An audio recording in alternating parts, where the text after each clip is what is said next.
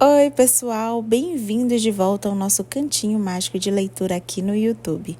Hoje vamos mergulhar no capítulo 12 de A Descoberta das Bruxas e, meu Deus, preparem o coração. Diana vai jantar no apartamento do Matthew e quase, por pouco, ela não vira o prato principal. A relação deles pega fogo. Além disso, temos mais segredos sobre os vampiros e uma decisão super importante da Diana sobre o Ashmole 782. Então pega o seu chá ou um vinho, se aconchega, porque neste capítulo está cheio de romantismo e revelações. Se essa é a sua primeira vez aqui, relaxa. Neste card estão todos os capítulos que já lemos até agora e você entrará rapidinho no nosso clima. Curta, se inscreva, ative o sininho para não perder nada. Vamos lá?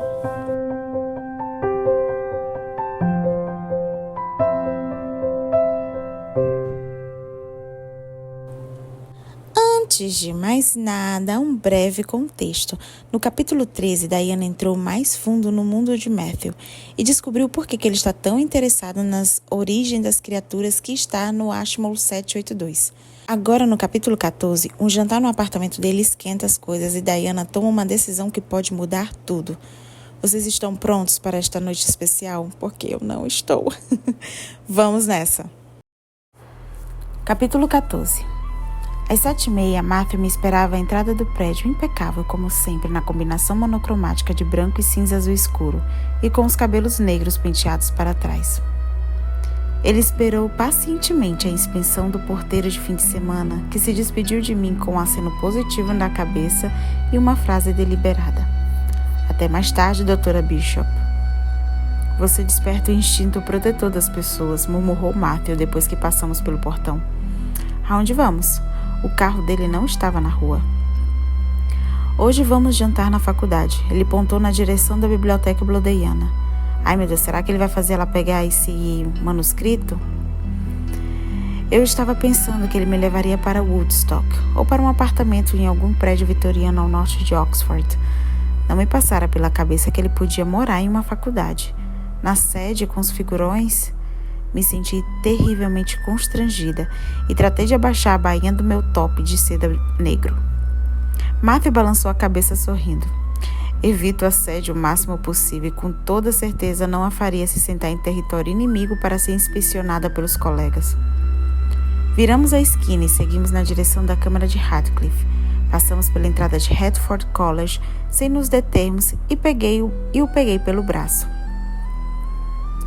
Lá adiante estava uma faculdade de Oxford notória pela seleção minuciosa de seus membros e pela rígida atenção ao protocolo.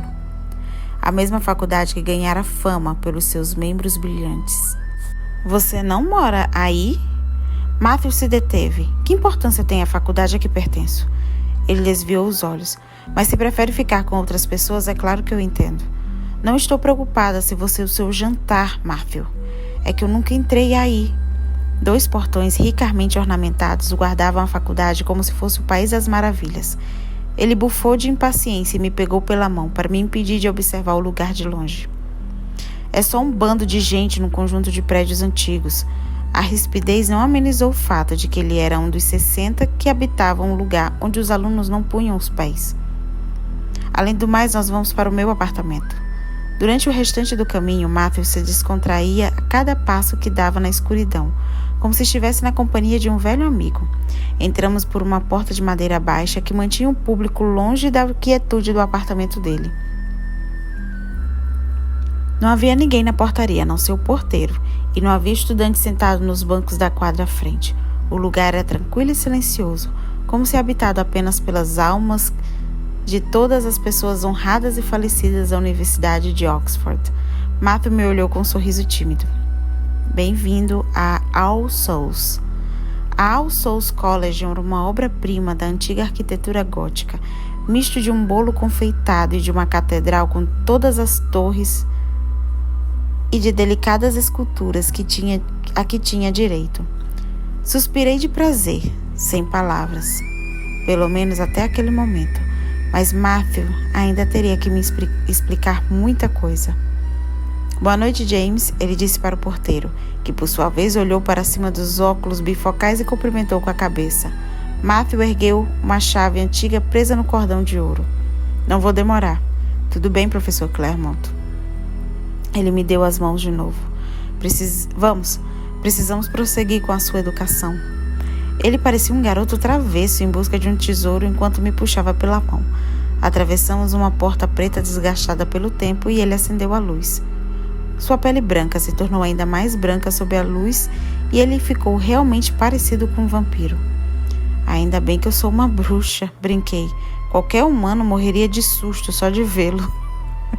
Ai, Diana, você e sua delicadeza.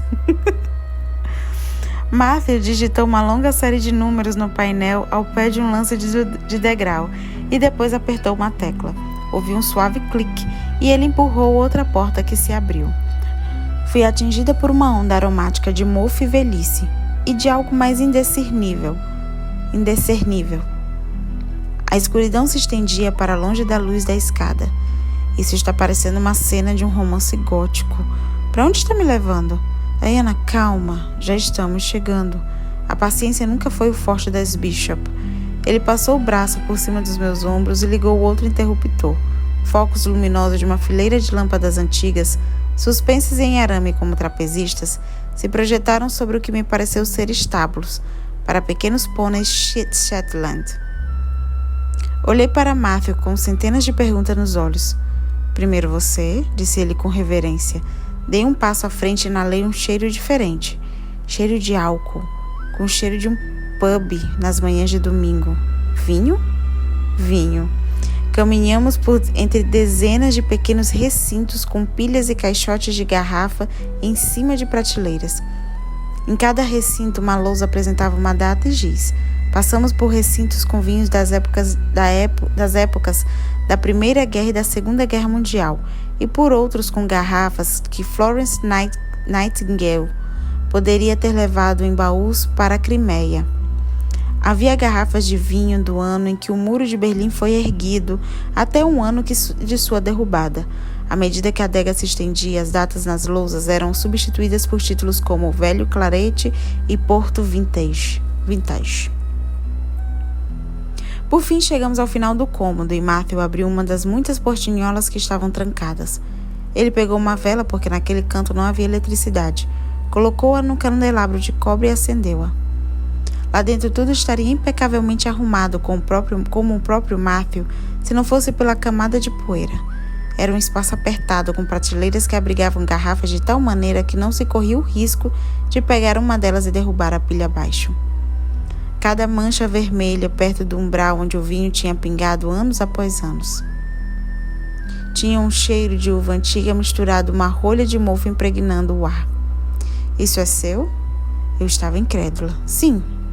Esta adega é minha. Poucos colegas têm sua própria adega. Será que aqui dentro tem alguma coisa que já não tenha lá fora? A adega à frente devia ter uma garrafa de tudo que já tinha sido produzido no mundo.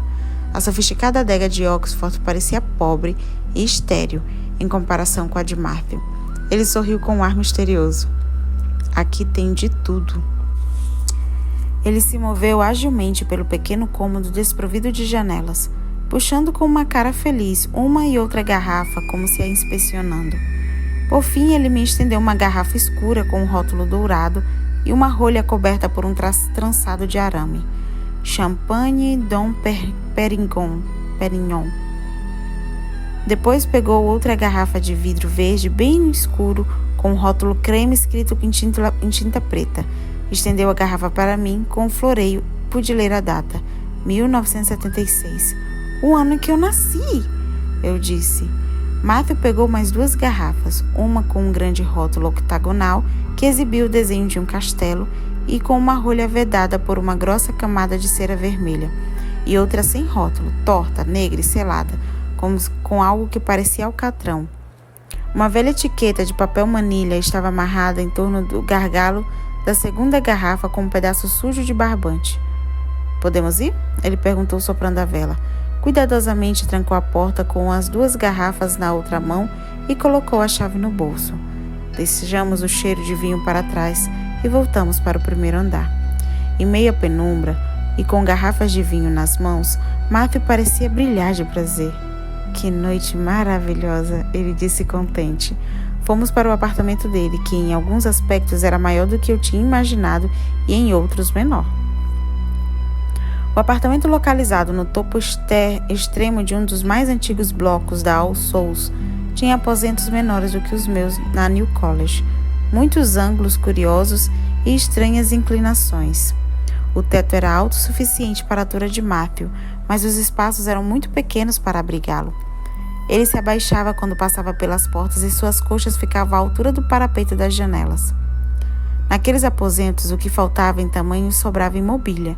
Um tapete Albuson encardido se estendia ao longo do piso, sustentando uma coleção de móveis de William Morris autênticos. De alguma forma, a arquitetura do século XV, junto ao tapete do século XVIII e a cadeira rústica de carvalho do século XIX, se encaixavam perfeitamente, criando a atmosfera de um seleto espaço eduardiano exclusivo para cavalheiros. No fundo do aposento principal, destacava-se uma longa mesa de refeitório com jornais, livros e material acadêmico, memorandos, artigos acadêmicos, requisições de cartas e pareceres, tudo muito bem organizado sobre uma das extremidades da mesa. Diferentes objetos serviam como peso de papel nas diferentes pilhas. O peso de papel incluía um peso de vidro propriamente dito, um tijolo velho, uma medalha de bronze que Matthew devia ter conquistado e um pequeno ferro para cutucar brasas. Na outra extremidade da mesa, uma delicada toalha de linho de mesa esticada sobre um tampo de madeira amparava castiçais georgianos de uma beleza que eu nunca tinha visto fora dos museus. Taças de vinho de diferentes formatos compunham a mesa elegante posta com pratos brancos e talheres de prata georgiano. Que lindo! Olhei em volta extasiada. Nenhum móvel e nenhum ornamento naquele apartamento pertenciam à faculdade. Ali tudo pertencia a Matthew. Ele tirou as 2 garrafas de vinho das minhas mãos e levou-as até um magnífico gabinete. A administração da All Souls não acha bom que os moradores cozinhem nos apartamentos. Tentou justificar a precariedade da cozinha que eu estava observando. Por isso a gente se vira como pode. Mas certamente faríamos uma refeição que não ficaria a dever ao melhor restaurante da cidade. Matthew pôs a garrafa de champanhe dentro de um balde de prata com gelo e juntou-se a mim, sentando-se em uma das confortáveis poltronas que flanqueavam uma lareira inativa. Ninguém mais em Oxford o deixa acender uma lareira. Ele apontou para a lareira de pedra completamente vazia. A cidade inteira cheirava a fogueira no tempo que se acendiam lareiras. Quando você chegou aqui em Oxford, torci para que minha pergunta não desse a impressão de que eu queria bisbilhotar o passado dele. Dessa vez em 1989. Matthew esticou suas pernas compridas e suspirou relaxado. Eu vim para Oriel como estudante de ciência e acabei ficando para o doutorado. Eles me agraciaram com o All Souls Prize Fellowship e continuei aqui por mais alguns anos. Depois de completar o doutorado, a universidade me ofereceu um posto e me elegeu membro da instituição. A cada vez que ele abria a boca, saía algo impressionante de lá dentro. Um prêmio Fellowship. Só eram concedidos 2 prêmios desse por ano. E é a sua primeira vez na All Souls? Mordi os lábios e ele riu. Vamos logo esclarecer isso, disse, erguendo as mãos e passando a nomear as faculdades.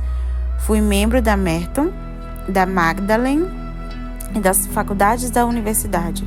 Fui 2 vezes membro da New College e da Oriel, e esta é a primeira vez que a All Souls prestou atenção em mim. Fiquei atordoada quando multipliquei essa resposta pelos fatores Cambridge, Paris, Pádua e Montpellier, instituições que deviam ter recebido um aluno chamado Matthew Claremont ou alguma variação desse nome.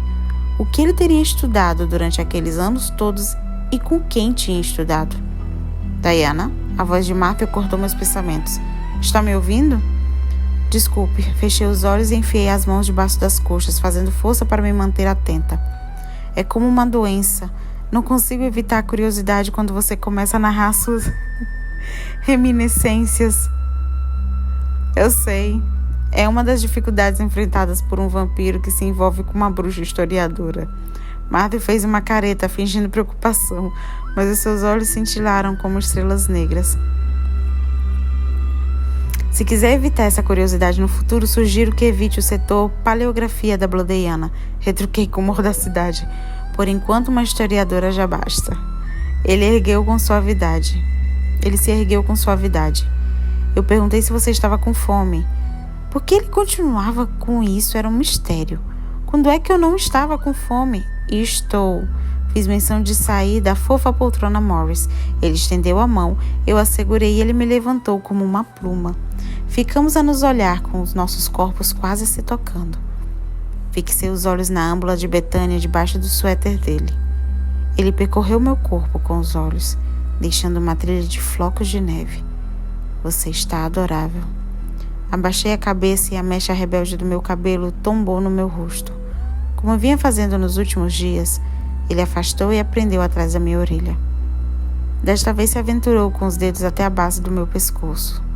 Suspendeu os cabelos da minha nuca e o deixou escorrer por entre os dedos como água. Estremeci ao toque de um ar gelado na minha pele. Adoro seu cabelo, ele murmurou. Tem uma cor incrível que vai do vermelho ao preto. Ouvi uma respiração profunda e percebi que ele farejava um novo aroma. O que está farejando? Minha voz soou com firmeza, mas não ousei olhar nos olhos dele. Você, ele sussurrou. Olhei para ele. Vamos jantar? Diana. Você está se oferecendo de bandeja para o vampiro. Depois disso, não consegui me concentrar na comida. E quem vai se concentrar, minha querida? Ninguém. Nem a gente está concentrado lendo a história. Se bem que me esforcei. Matthew me fez sentar à mesa de um modo que eu tivesse uma panorâmica daquela sala maravilhosa e acolhedora. Em seguida, ele retirou 2 pratos de uma pequena geladeira, cada qual com 6 ostras frescas aninhadas no topo de uma porção de gelo picado que pareciam de raios de uma estrela. A primeira lição da aula de hoje é sobre ostras e champanhe. Ele sentou à mesa, erguendo o dedo como o mestre prestes a desenvolver seu tema preferido. Esticou o braço comprido, alcançou o balde de gelo sem a menor dificuldade e tirou de dentro a garrafa de champanhe. Soltou a rolha da garrafa com uma única rodada de mão.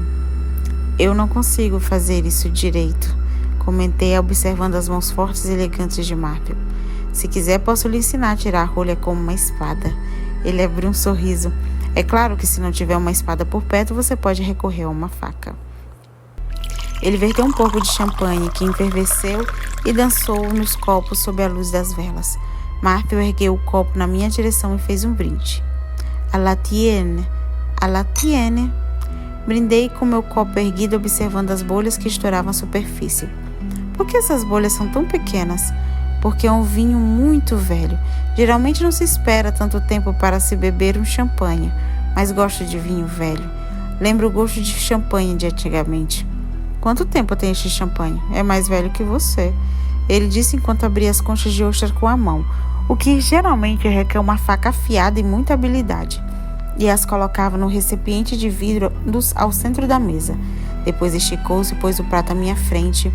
É de 1961. Diga-me, por favor, se este champanhe será a coisa mais velha que beberemos esta noite. Fiz o comentário porque me veio à lembrança o vinho que ele tinha levado ao jantar na quinta-feira, cuja garrafa estava servindo de vaso para o que restou das rosas brancas na minha mesa de cabeceira.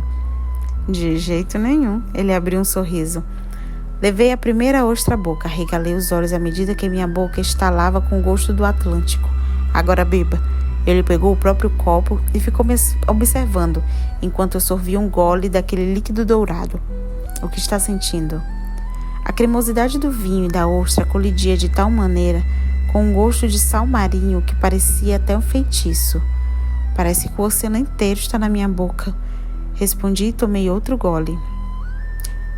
Gente, ter um oceano na boca, um mar salgado, isso não é bom não, é? Eu acho que não senti apetitoso. Depois das ostras, passamos para uma enorme salada, com as verduras mais caras conhecidas pelos homens, nozes, frutas vermelhas e um delicioso molho feito com vinagre de champanhe e azeite de oliva que Matthew preparou na mesa. Fatias de carne de perdiz e as terras da velha cabana adornavam a salada. Bebemos o vinho que Matthew chamou de meu vinho de aniversário, um vinho que tinha um cheiro de fumaça e de limão de cera de assoalho e um gosto de balo de açúcar queimado e de giz. O prato seguinte foi um ensopado com pedaços de carne e um molho perfumado. Na primeira mordida, senti que se tratava de vitela, acompanhada de maçãs e de um pouco de nata, tudo em cima de um montículo de arroz. Matthew me observou enquanto eu mastigava e sorriu para quando provei a acidez da maçã pela primeira vez. É uma receita antiga da Normandia, disse. Gostou? É maravilhoso. Foi você mesmo que preparou? Não, ele respondeu. O chefe do restaurante ou do parsonage preparou e me deu as instruções de como não queimá-lo quando requentasse. Está aprovado, já que o requentou magnificamente bem.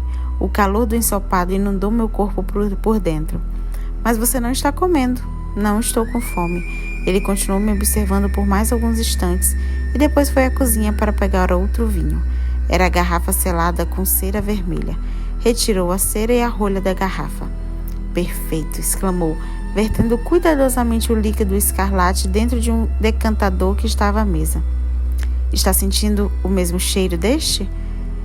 Eu ainda não estava convencida de que os poderes olfativos de Matthew chegavam a tanto. Claro que sim, e ainda mais deste vinho. Ele verteu um pouco da bebida no meu copo e no dele. Está pronta para experimentar um milagre? Perguntou. Balancei a cabeça. É um Chateau Margaux de uma grande vinícola. Algumas pessoas o consideram o melhor vinho já feito. Erguemos o copo e imitei os gestos de Matthew. Ele levou o nariz à beira do copo e fiz o mesmo. Fui impregnada pelo aroma de violetas. A primeira impressão de que eu estava bebendo veludo. Logo emergiu um gosto de leite achocolatado de cerejas, seguido por uma torrente de sabores sem sentido que me fizeram lembrar do antigo cheiro do estúdio do meu pai, depois que ele fumava, e do cheiro de madeira de lápis que impregnava o meu apontador na época do colégio. Por fim, senti um gosto de especiarias característicos de Matthew. Ele tem o seu gosto, comentei. Que gosto? Ele perguntou. Um gosto de especiarias, respondi, vermelha como um pimentão. Só de especiarias? Não. Primeiro achei que tinha um gosto de flores, violetas, porque tem um cheiro de violetas, mas depois senti muitas outras coisas. Pra você tem gosto de quê? Esse assunto seria bem mais interessante e bem menos constrangedor que a minha reação. Ele inspirou, girou levemente o copo e tomou um gole. Violetas, concordo com você, aquelas violetas roxas cobertas de açúcar. Elizabeth Tudor adorava violetas cristalizadas e isso arruinou os dentes dela. Ele tomou outro gole. Fumaça de um charuto de excelente qualidade, como aqueles de Marlborough Club, deixava à disposição na visita do príncipe de Gales, amoras negras colhidas na cerca viva perto do estábulo da velha cabana e groselhas maceradas com conhaque. Não há nada mais surreal que observar um vampiro fazendo uso de seus poderes sensoriais. Não era pelo fato de que Matthew podia ver e ouvir coisas que eu não podia. Era pela percepção e a precisão que ele demonstrava quando sentia alguma coisa. Não era uma amora negra qualquer. Era uma amora negra em particular, de um lugar em particular e de um tempo em particular. Enquanto Matthew seguia bebendo vinho, eu terminava meu ensopado. Peguei o meu copo de vinho com um suspiro de satisfação e comecei a brincar com a arte do copo de maneira a fazer com que o vinho capturasse a luz das velas. Que gosto você acha que eu tenho? Perguntei em tom de brincadeira. Ah, Diana. Ele se levantou abruptamente com um semblante pálido e furioso. O guardanapo caiu no chão e ele nem reparou. Uma veia da testa dele estufou e começou a pulsar. Eu tinha dito alguma coisa errada. Não me diga, minha querida. Ai, meu Deus, a noção, senhorita. Antes que eu tivesse tempo de piscar os olhos, ele já estava me puxando da cadeira e me pegando pelos cotovelos com as mãos geladas. Não acha que é uma lenda sobre vampiros que precisa ser esclarecida? Ele estava com os olhos estranhos e um rosto assustador. Eu tentei me soltar, mas ele segurou com mais força. Uma lenda sobre um vampiro que se apaixona por uma mulher de uma forma incontrolável. Apressei-me em rever o que acabara de acontecer. Primeiro, ele me perguntou o que eu tinha sentido. Eu tinha sentido o gosto dele. Depois ele disse que ele próprio tinha sentido e eu disse: "Oh, Matthew", sussurrei.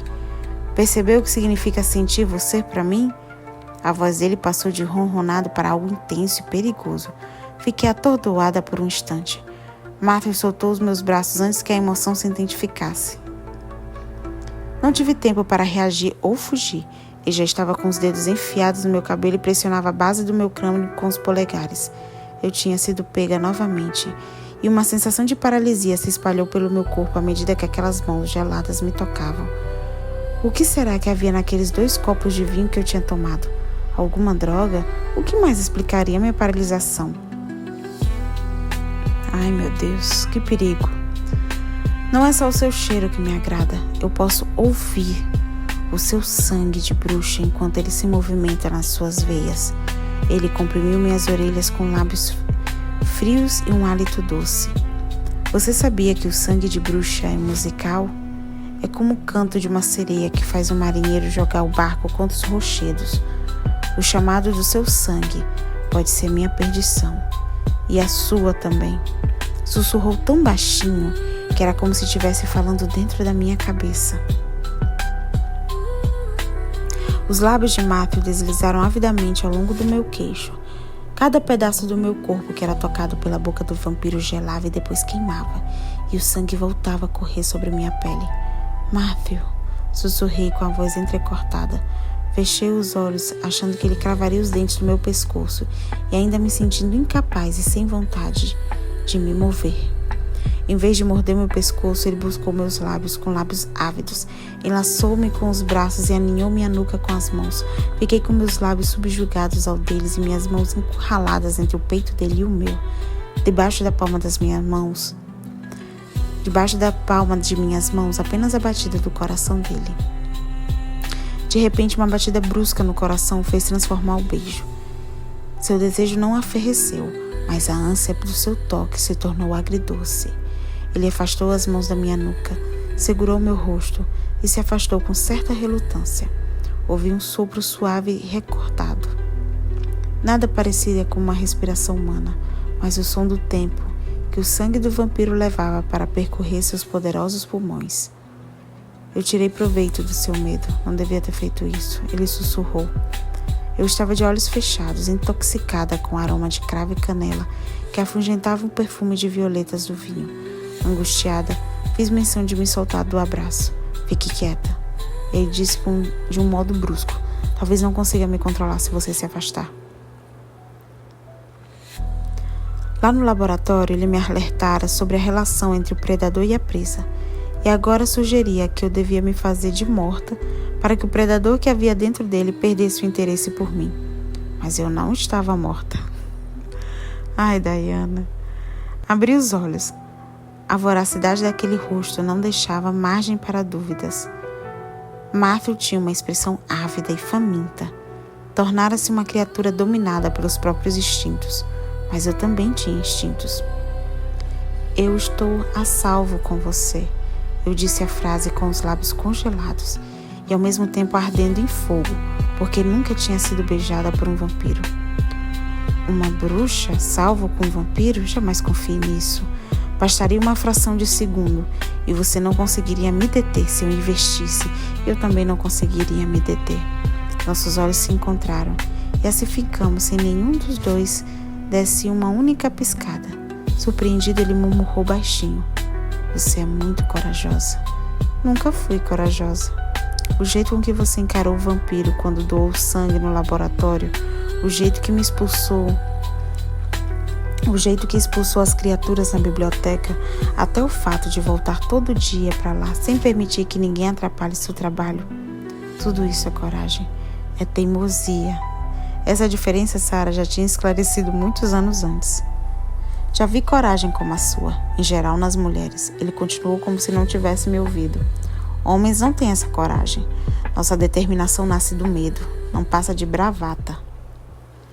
O olhar de Matthew caiu em flocos de neve sobre mim. Flocos que se derretiam como gelo assim que me tocavam.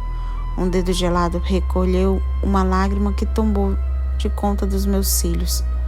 Ele estava com o rosto triste quando gentilmente me fez sentar na cadeira e se agachou do meu lado, pousando uma das mãos no meu joelho e a outra no braço da cadeira de maneira a fazer um círculo de proteção. Me promete nunca mais brincar assim com o vampiro, e muito menos comigo, nem sobre sangue, nem sobre o gosto que você tem. Me desculpe. Sussurrei fazendo força para não desviar os olhos. Ele balançou a cabeça. Você mesma disse que não sabia muita coisa sobre vampiros. E o que precisa entender é que eles não são imunes à tentação. Os mais conscientes passam a maior parte do tempo tentando não imaginar o gosto de outras pessoas podem ter. Se você se deparar com algum vampiro sem consciência, e muitos se enquadram nessa categoria, então que Deus a ajude. Eu não pensei, e continuava não pensando. Minha cabeça rodava só de lembrar do beijo e da fúria dele, e daquela ânsia papável que ele exibiu. Matthew abaixou a cabeça e se recostou no meu ombro. A âmbula de Bethany escapuliu da gola do suéter e oscilou como um pêndulo. O pequeno cachorro cintilou sobre a luz da vela. Ele começou a murmurar tão baixinho que eu tive que me esforçar para ouvir. Bruxas e vampiros não devem se envolver dessa maneira. Eu estou sentindo que jamais... A voz dele soou entrecortada. Sei disso. Esfreguei o queixo levemente nos cabelos deles. Eles eram tão sedosos como pareciam. Eu também estou sentindo a mesma coisa. Matthew continuou com as mãos no mesmo lugar. Uma no meu joelho e outra no braço da cadeira. Depois que falei, ele moveu os braços devagar e me pegou pela cintura. O gelo da pele dele atravessou minha roupa, mas não tremi de frio. Pelo contrário, me aconcheguei para descansar nos braços nos seus ombros.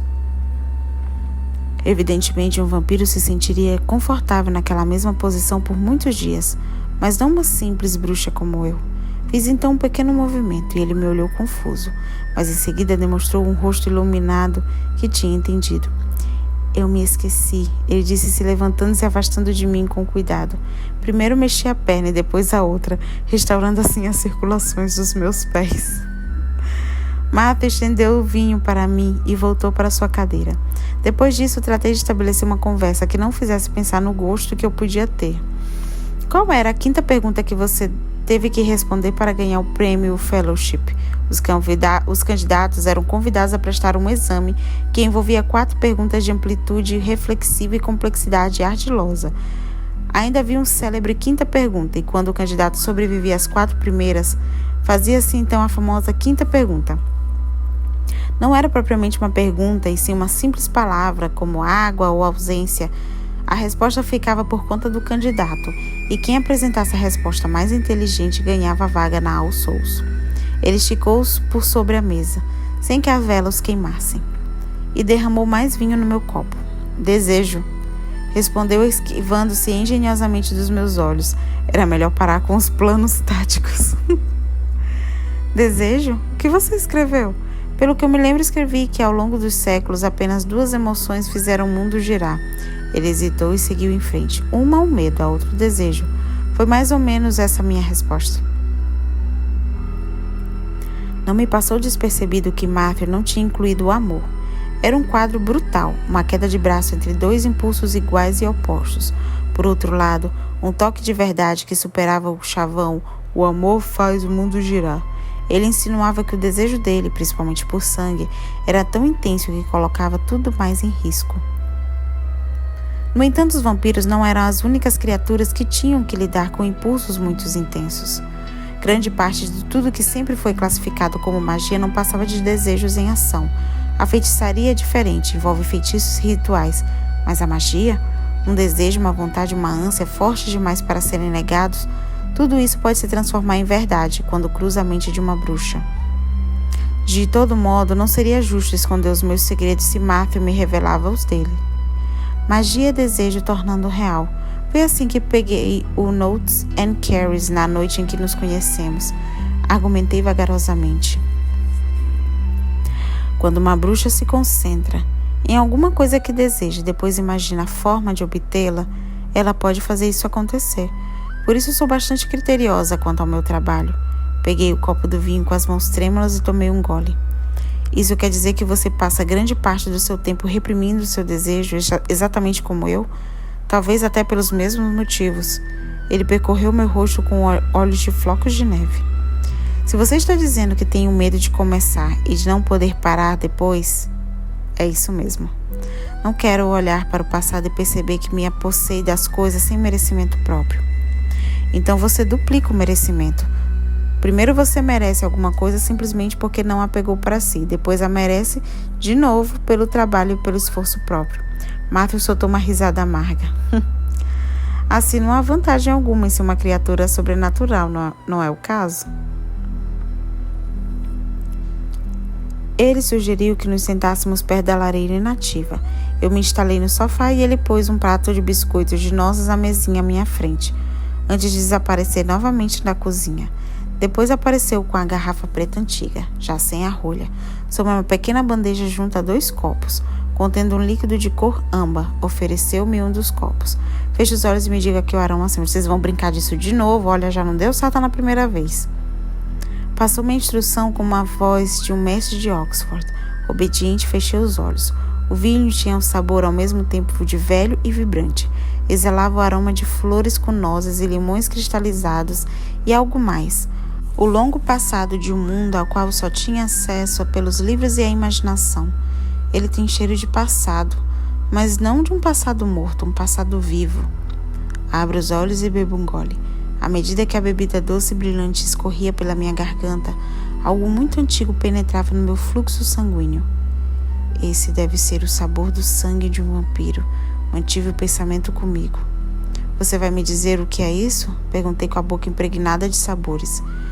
Malvasia, ele disse sorrindo. O antiquíssimo vinho da Malvasia.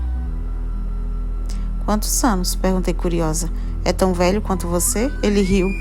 Não, você não gostaria de beber algo tão velho quanto eu. É de 1795, feito de uvas cultivadas na Ilha da Madeira. No passado era muito popular, mas hoje quase ninguém lhe dá valor. Que bom, comentei com uma satisfação gulosa. Sobra tudo para mim. Ele riu de novo, sentando-se confortavelmente em uma das poltronas Morris. Conversamos sobre a estada dele na All Souls e sobre Hamish, outro que ganhara o prêmio Fellow, e sobre as aventuras de ambos em Oxford.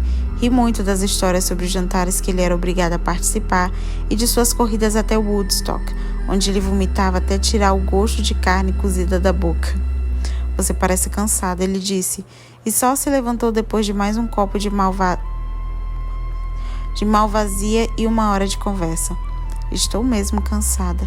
Apesar da fadiga, ainda precisava lhe dizer uma coisa antes que ele me levasse para casa.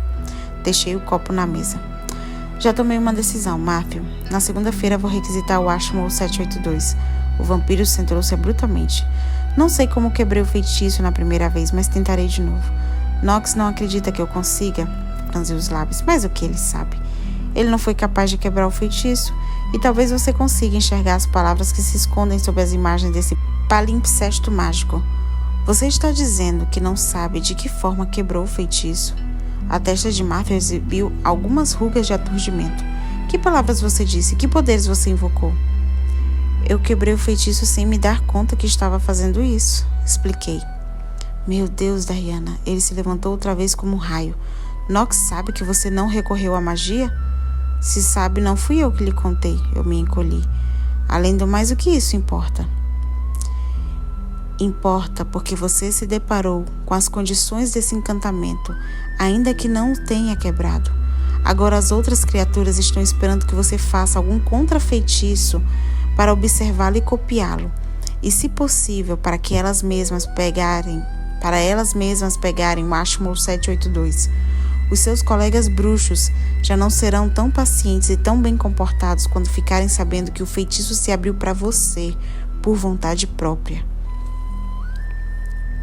O semblante furioso de Gillian me veio à mente, acompanhado pelo vívido relato de que as bruxas e bruxos tinham feito com meus pais para extrair os segredos que eles guardavam. Afugentei esses pensamentos com meu estômago dando voltas, me concentrei na imperfeição do argumento de Matthew. O feitiço foi lançado mais de 1 século antes do meu nascimento. Isso é impossível. Parecer impossível não significa que não seja verdade, ele retrucou rindo. Newton sabia disso. Não se pode prever o que Knox fará quando perceber que existe uma relação entre o feitiço e você. Sendo assim, estarei em perigo, pegando ou não pegando o manuscrito, concluí. Knox não vai sair do meu pé, não é? Não vai, não. Ele concordou relutando, e não hesitará em usar magia contra você. Mesmo que esteja na frente de humanos em plena biblioteca, e talvez eu não consiga ajudá-la a tempo. Os vampiros são rápidos, mas a magia é muito mais. Então, me sentarei perto da sua mesa. Ficaremos sabendo tão logo o manuscrito seja entregue. Não gosto nada disso, disse Matthew, visivelmente preocupado. A linha entre a coragem e a imprudência é muito tênue, Diana. Não é imprudência, eu só quero a minha vida de volta. E se sua vida for isso? Ele perguntou. E se depois de tudo você não conseguir manter a magia afastada? Manterei algumas partes dela. Lembrei do nosso beijo, do intenso sentimento que o acompanhou, e olhei nos olhos dele para que ele soubesse o quanto estava incluído na minha vida. O fato é que não serei intimidada por ninguém. Fizemos o trajeto de volta à minha casa com Matthew ainda preocupado com o meu plano. Quando virei na New College Lane para entrar pelos fundos, ele me pegou pela mão. De jeito nenhum, disse. Você viu como o porteiro me olhou? Eu quero que ele saiba que você está segura na faculdade.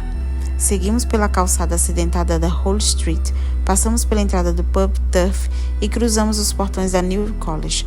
Passamos de mãos dadas pelo porteiro. Você vai remar amanhã? Disse Martha ao pé da escada. Resmunguei. Não, tenho um monte de cartas de recomendação para escrever. Ficarei em casa e darei uma arrumada na minha escrivaninha. Eu vou caçar em Woodstock, ele disse casualmente. Então, boa caçada. Retruquei de forma igualmente casual.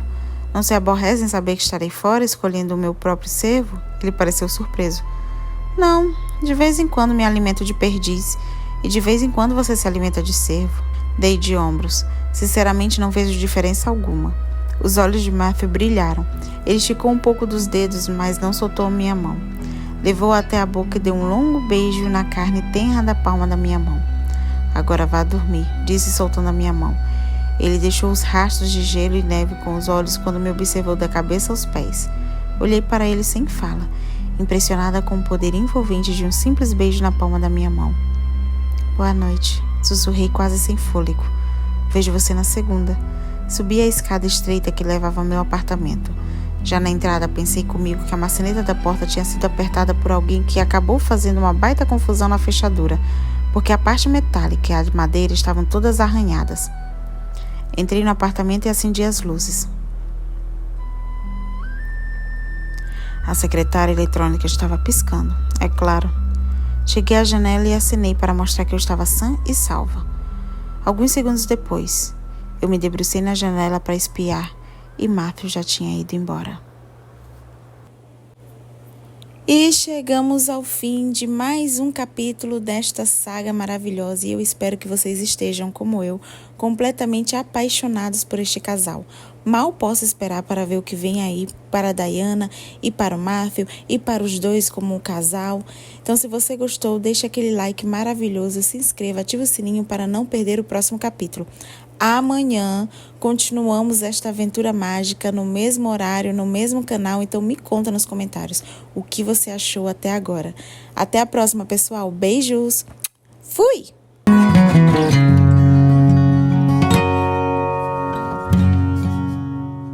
Não estou preocupada se você é o seu jantar, Matthew.